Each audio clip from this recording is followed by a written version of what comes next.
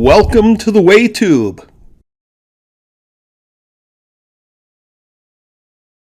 Where we proclaim Jesus Christ as the way, the truth, and the life. Welcome back to the WayTube, everybody. Thank you for listening. I want to apologize. You haven't heard from me in many months now, and the reason for that was because I was injured and was laid up for a while. Per doctor's orders, I couldn't do any kind of physical or mental activity. And so I just wasn't able to continue making these videos at that point. I couldn't even look at a computer screen without getting a terrible headache. But in the past couple months, I've had some people contact me and ask me, when are you going to make another video? Are you not going to make videos anymore? And I had to explain why I hadn't been doing this. And now finally the day has come. My hand has been forced. I have to make a video on a topic that I really had never planned on making a video before, but I simply have to. And the topic is witchcraft. The reason I'm picking such an off-the-wall topic is because, and I don't like to have to do this, but because in my local state, they have something in several locations across the state called Witches' Night. And it's passed off as just some little fun night for the ladies and some of the little, shall I say, drone men who go along with this, that it's like a Halloween for them. Fine. But this is not just a costume party for the ladies. There's nothing wrong with costume parties. There's nothing wrong with fun. But there is a problem with this Witches' Night. And I'm going to tell you why. First of all, they advertise it that it's just as fun. They're going to have a dance of the witches. And they're going to have a fun-filled time drinking tea and having workshops. And then when you look at this, you look at it and is this innocent fun or is it not innocent? For instance, drinking their tea, but they're going to have a workshop on it and teach you how to read the tea leaves. They're also going to have psychics and mediums in some of these workshops. And they're going to do tarot card readings. They call it a Halloween psychic fair. And they're going to practice divination. Also, they have sales where you can buy crystals. For many of you who don't know, crystals is a new age thing where people get these crystals to try to garner some sort of power. And they use them in their spells and incantations and for healing and all kinds of different things. Folks, I'm not a practitioner of this pagan religion, so I can't tell you everything they do and how they do it and why they do it. But I can tell you this. It's evil. Don't do it. Don't attend any party where they're practicing these things. It's being passed off as fun. But really, in reality, you're taking fire into your bosom. You're playing with fire. Because behind this is Satan. That's right, Satan. Not trying to spoil your fun in your games, but I took the time to look this up to see who was running this thing, because they gave their names. And lo and behold, what did I find? Many of the people who are sponsoring this are actual witches. So what's a witch? A witch is a practitioner of the religion called Wicca, W-I-C-C-A. So the practitioners of Wicca are called witches, both male and female. It is a goddess-centered religion, but men take part in it too. And the men usually just call themselves witches, but sometimes they'll call themselves warlocks or wizards. But none of this is fun and games. This is serious business, and what these witches are doing is they're using this to recruit people, to get people to buy their wares and bring them into their house, to get them to attend more of their workshops or more of their groups, so that you will join their coven. This is very serious. This is deadly. You do not want to play with this fire. So beware. Now, let's get into what God thinks about witchcraft. Now, I'm going to give you several scriptures. We're going to go through this kind of fast-paced here so you can hear exactly what God thinks of witchcraft. Turn to the book of Deuteronomy, chapter 18, and we're going to look at verses 10 through the first half of verse 12. And it says this: "There shall not be found among you anyone that makes his son or his daughter to pass through the fire, or that uses divination, or an observer of times, or an enchanter, or a witch, or a charmer, or a consulter with familiar spirits, or a wizard, or a necromancer. For all that do these things are an abomination unto the Lord." Now, look at how it started there. Not anyone that makes his son or daughter pass through the fire. A lot of times you get these witches and they want to say they're good witches, they're white witches, and other ones who do the bad things are the dark witches or the black witches. None of that's true. They're hiding what they're doing.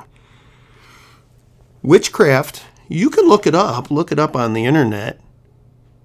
Practitioners of witchcraft will actually perform human sacrifice. I'm not saying all witches do that. I'm saying there are some who do that. They practice human sacrifice.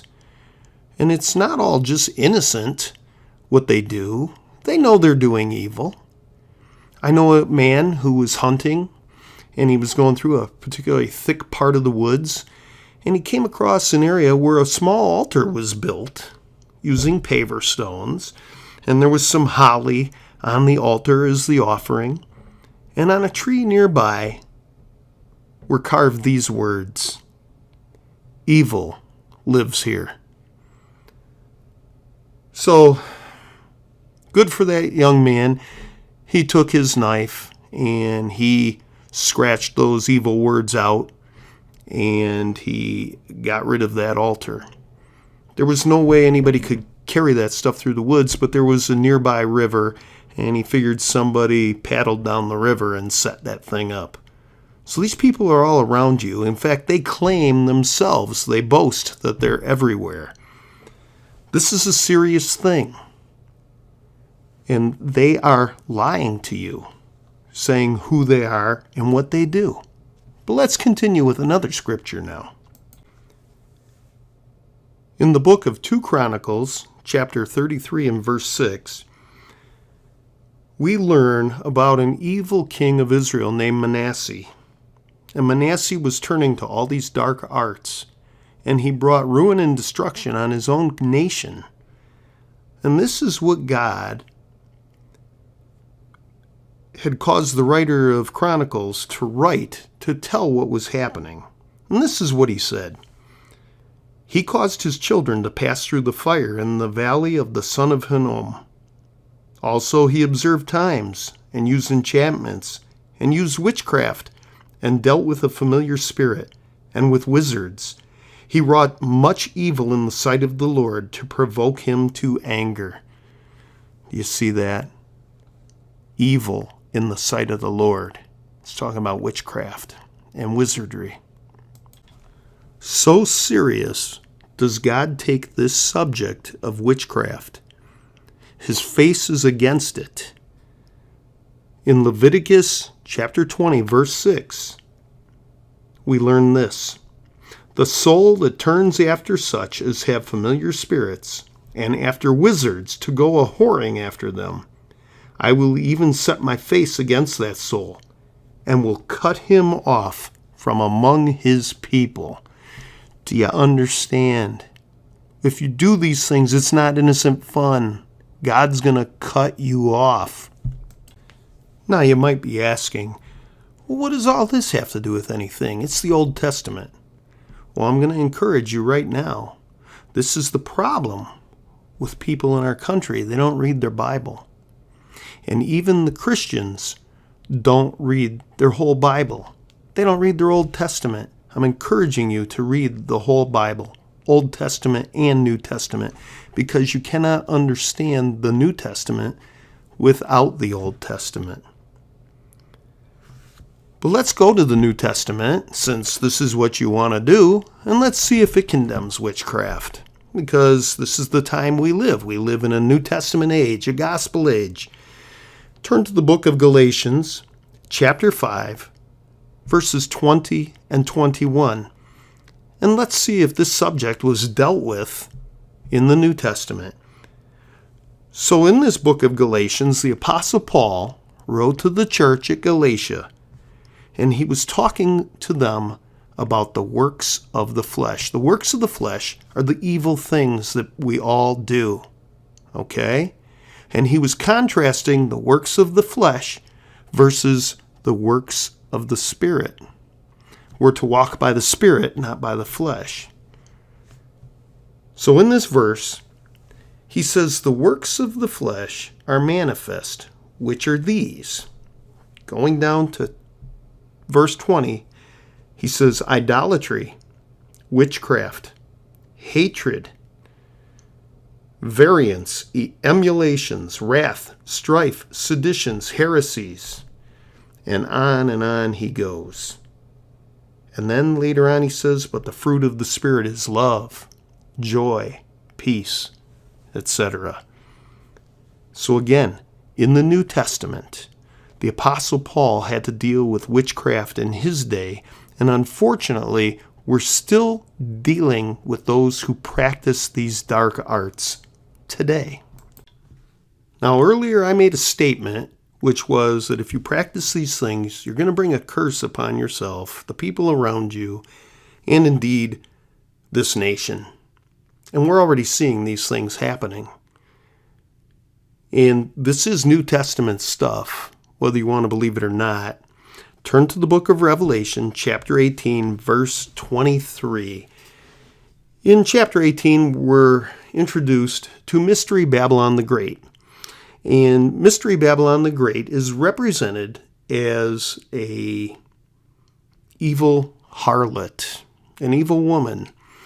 And what this is symbolic language representing something that is religious in nature. I submit to you it's a false church. Well, because she was practicing dark magic arts, she was introducing pagan worship into the worship of true biblical Christianity, God had to judge her. Without reading everything, you can read the whole chapter for yourself. But let's go to verse 23. After God destroys her, it says this, and the light of a candle shall shine no more at all in you, and the voice of the bridegroom and of the bride shall be heard no more at all in you. For your merchants were the great men of the earth, for by your sorceries were all nations deceived. So this organization, this religious organization, was practicing sorcery and deceiving the whole world. It says deceiving the nations.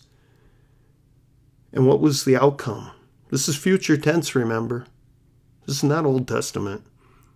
The outcome is she's destroyed and her practitioners are destroyed. Even Christians have attended these events thinking it's just fun and games. But Christians have brought this mysterious mixture into the church and added doctrines or attached themselves to doctrines that they took the truth and they combined it because they wanted to be hip with it, cool, to appeal to the culture. And look what they've gotten. They've reaped the whirlwind, and Mystery Babylon will be destroyed. Sorcery, witchcraft, wizardry, avoid it. Mark it. I'm not judging the people. I pray for their souls. But I can judge their evil practices and what it will do to all of us. Thank you, my friends. We'll continue another time with another subject that needs to be addressed. Remember, Jesus Christ is the way, the truth, and the life.